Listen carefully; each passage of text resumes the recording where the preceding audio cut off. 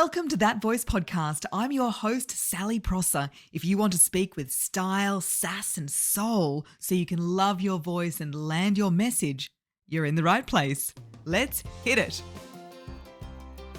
Yay! Welcome to a huge episode of That Voice Podcast. We are up to episode 300, can you believe? The first episode was published on August 24th, 2019, which makes this podcast almost 7 years old. If you have been with me since those early days, please DM me. I want to personally thank you for supporting the podcast. To celebrate 300 episodes, I thought I'd take you behind the scenes of That Voice Podcast, do a bit of a look back, what's changed, what hasn't changed. I'm answering some frequently asked questions like how do I stay consistent, how do I choose guests, who helps me, and I'll share some exciting plans for the future of That Voice Podcast. Before we get into it, there are two things you need to be aware of as a listener of this podcast. The first one is if you've been thinking about joining Soul Speakers, this is my group program where you'll learn how to become a confident speaker, a great communicator. If you join before August 25th, 2026, before August 25, it includes a free 60-minute one-on-one with me, and that's valued at more than the entire cost of the program. So get on it. Now, the second thing is if you're at the stage where you are also teaching others how to become a confident speaker, you might be a coach, a facilitator, any sort of leader, then join the Certified Voice Print Leader Program. It's 8 weeks. We start in October and it's number limited. All those links are in the show notes. And as a podcast, BTS, I realize that if you're listening to this episode in the future, these mentions might be really out of date. And that was something I considered when creating this podcast. How do I make it evergreen? But I decided, it's a moment in time. I wanted to make it current. I wanted to talk about what was going on at the time of recording. I did have one person reach out recently and ask about joining Members Only. And Members Only was the membership program I had before Soul Speakers. And I just explained it had been retired, long retired, and this was the new offering. So I think it's better to be current and changing than timeless and evergreen. And that was a production choice with this podcast. I also decided to make it audio only. At the moment, I do record on Zoom, so we have the video. But when it comes to editing, audio is easier.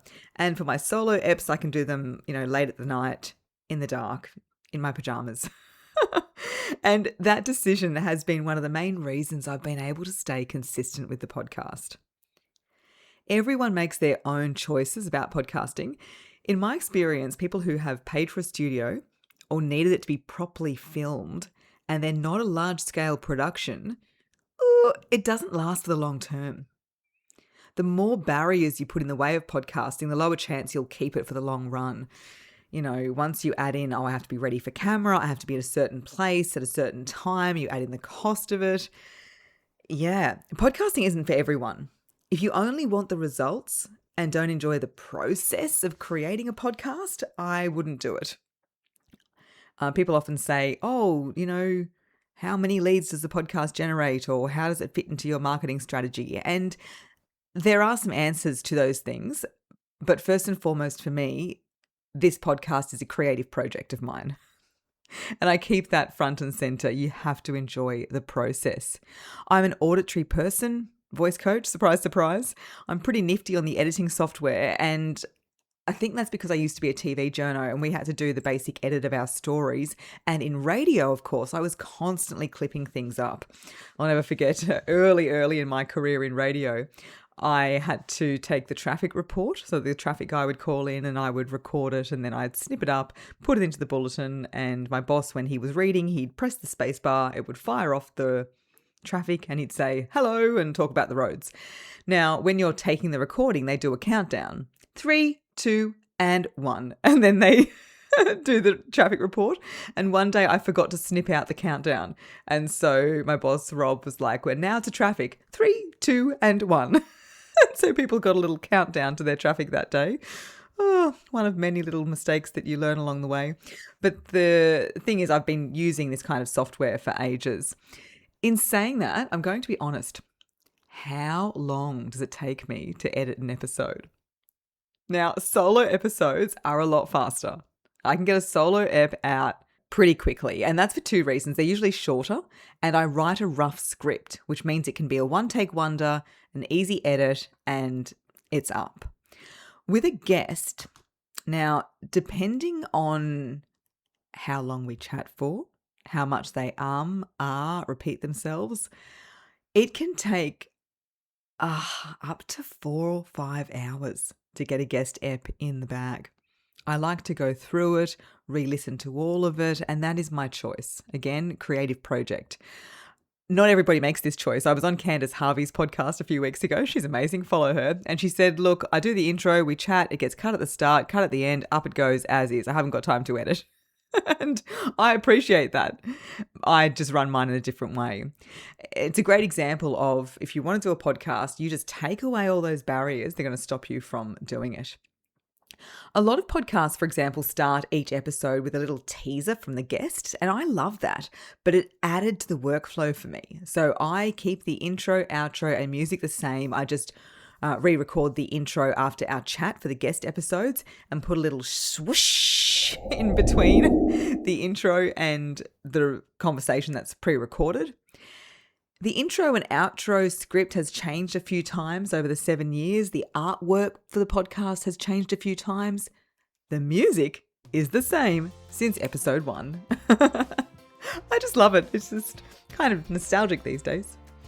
Now, if you're a podcaster or thinking about it and you want to ask any technical questions, please voice note me on socials. I'm more than happy to help. No gatekeeping. I do an awful lot on my own. I have a wonderful VA who helps with the transcript and a bit of uploading. I had the beautiful Mariah McInnes who helped with the podcast Instagram page when we started that. I've since taken that back over. You know, I started off hosting my podcast on Whooshka, but then that closed down, so I moved to Kajabi because I have my courses and emails there. I also used to record on Squadcast, but that's now been absorbed into Descript. And I don't love Descript, so I've been recording on Zoom, but I have been noticing the audio quality isn't as good. So even after 300 episodes, I'm still working things out.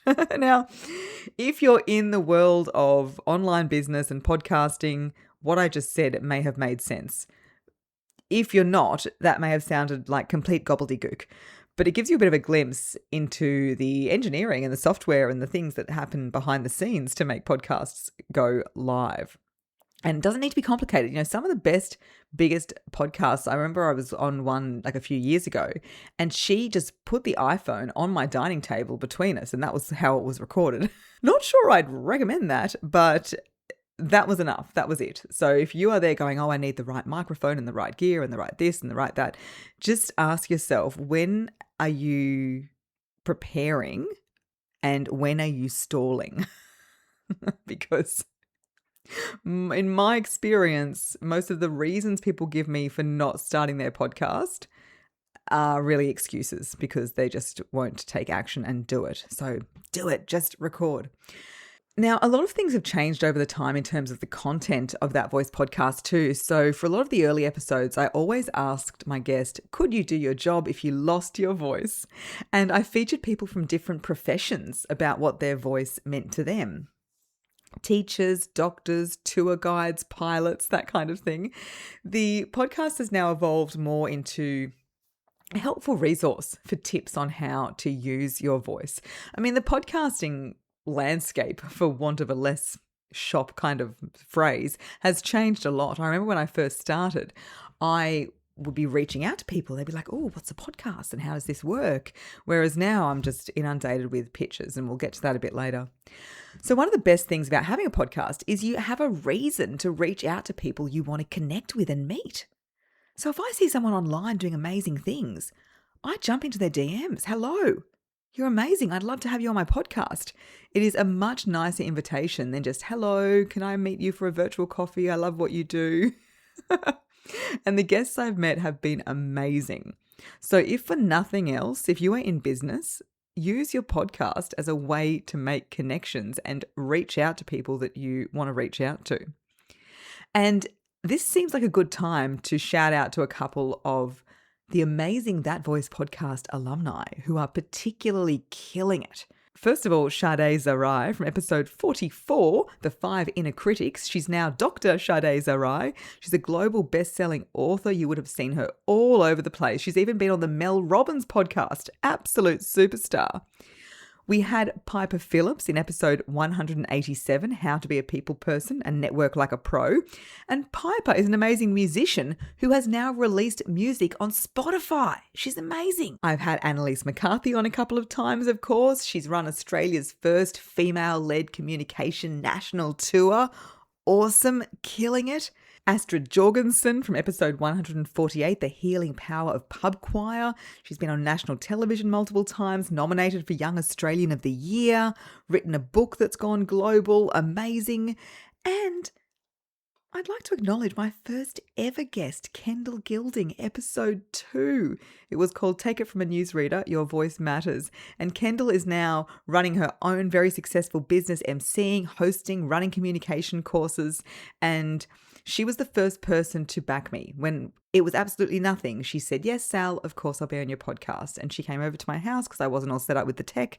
And we had that first conversation. So Kendall, if you are listening to this, I'm incredibly grateful for you. And I'm grateful for all the guests I've had on That Voice podcast. If you are thinking of pitching to be on the podcast, here's what you need to know. The first thing is the vast majority of people, I'm the one who seeks out and asks them. If you send me a pitch personally, extra points for a voice note, I promise I'll take a look at it. Anyone who has someone pitching on their behalf, like a PR agency or a VA, anything like that, is an automatic no from me. And I get so many of these emails. Now, what is the future of That Voice podcast? Well, in a few weeks, I'll be taking an extended break.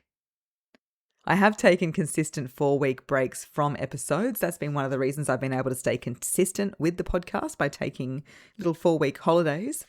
This break will be longer coming up as I'm going to walk the Camino de Santiago in Spain. A big long walk, 850 kilometers. This isn't the last episode before I go. There's a few more coming up, and right before I leave, I'll do an episode talking about the walk. And I did consider getting episodes in the bag to play while I'm away. Like, do I have the podcast going out while I'm gone? But look, it's not going to happen. Partly I've run out of time, and also I want the podcast to feel current. And you can keep up with my current adventures on Instagram and TikTok mainly. So that's what will be happening when I go away. But that's in a few weeks. And then when I come back, which is mid-October, my plan for the podcast is to do more solo eps than guests. As they are faster for me, they also tend to get more listens than the guest podcasts. And I'll be working on getting some more feedback about what you would like to hear. I haven't had an Apple review on the podcast for over 2 years. No one really comments on my social media posts. I'm not really getting many DMs about the podcast. I can see from the download stats, people are listening. So if you have enjoyed this podcast, please send me a message because it does feel like I'm speaking into the void sometimes. I would like to hear from you. What are you finding valuable? What sort of content are you after? And I can form the next season to tailor to that so it can help. It's a resource designed to help. People often DM me about my book Voice Print, which is really nice, but the podcast, not so much. So in saying that, no plans to close it down. I can't promise another 300 episodes, but you never know. Thanks for listening. If it resonated, please share on your socials and tag us at That Voice Podcast on Instagram.